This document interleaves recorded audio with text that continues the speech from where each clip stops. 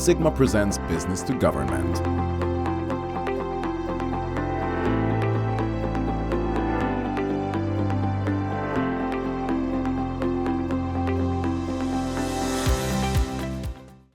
I'm the Director General for Education, Culture, Youth and Sport here at the European Commission. And that means basically developing, supporting policies for our member states to create strong education systems, have a vibrant culture and cultural community, artists, support young people, for example, through the Erasmus program, which is very known, and also promote the European sport model. Well, the EU is actually a bit of a pioneer when it comes to regulation of AI. We have the AI Act, which is the first comprehensive regulatory framework of its kind. So that provides a little bit the basis of everything that we do, providing on one hand opportunity for innovation, but also introducing safeguards, precisely protection, and having a very human-centric approach. And that again informs how we here in my department, where we develop education policy, for example, we develop guidelines for educators, how they go about using AI, and we support projects on that through the Erasmus Plus program. And by the way, also we support it through our Creative Europe program, because that is a program that also is enabling for creative industries to thrive, for artists to be able to navigate this environment while, of course, protecting their rights. It is true that here we are really we're facing a challenge that moves faster than we can actually manage to develop framing legislation. So we need foresight. We need to be better at anticipating what is coming at us, because only that way we can actually have the necessary space to navigate and shape it, so that it doesn't shape us, but that we can actually shape the legislation, the regulation, and also the ways in which we want, in a European way, to approach AI. And this is really what we are trying to do now with the AI Act, and of course everything that follows. But we know we need to run fast, and we need to develop completely different approaches to this issue.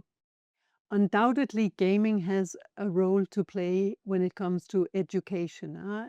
We know that young people are spending increasing time with games, so it's in our interest also to look at how we can use games as a way of engaging children, students to learn.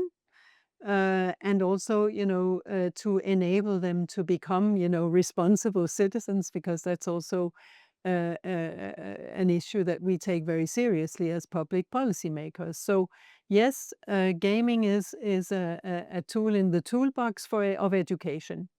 And we have been supporting it and are continuing to support development of educational games, or games with an educational angle. For example, also when it comes to disability and special needs, we have created a big education game that focuses on raising awareness of what it actually means to be disabled or to have special needs. We have developed and supported esports, because that's also a way of engaging young people into learning community values, for example. And we have also organized webinars where we look at gaming and how this way of engaging students can actually, increase learning in all kinds of areas. We have a solid legislative basis in place now. In addition to the AI Act, we have the Digital Services Act and the Digital Markets Act, and they actually provide this basis for protection of minors in relation to, for example, consent and transparency and data protection and so forth. But it's also true that digital skills nowadays are basic skills.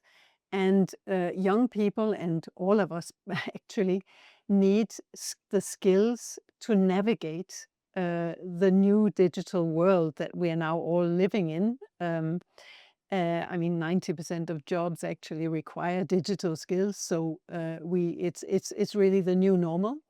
And we need also AI literacy. It's about literacy, it's about enabling young people, because it starts with education, and then also adult populations, to navigate this new environment so that we can make informed choices. And this is where indeed the EU also has a role, combining best practices, enabling member states to learn from each other, and supporting the efforts that all education systems are making today to basically rise to this challenge. I think you have to go to where people are always, and that would apply particularly to adults who are already working and getting on with their lives. You know, you have to seek them out and basically offer these skills where they are, typically in the workplace, but also in their free time. And there again, you know, maybe games have a role to play. You know, if they can play a role, not only entertaining or distracting maybe, but also educating adult learners, I really think that, you know, that would be an enormous plus, both for the industry and for society as a whole.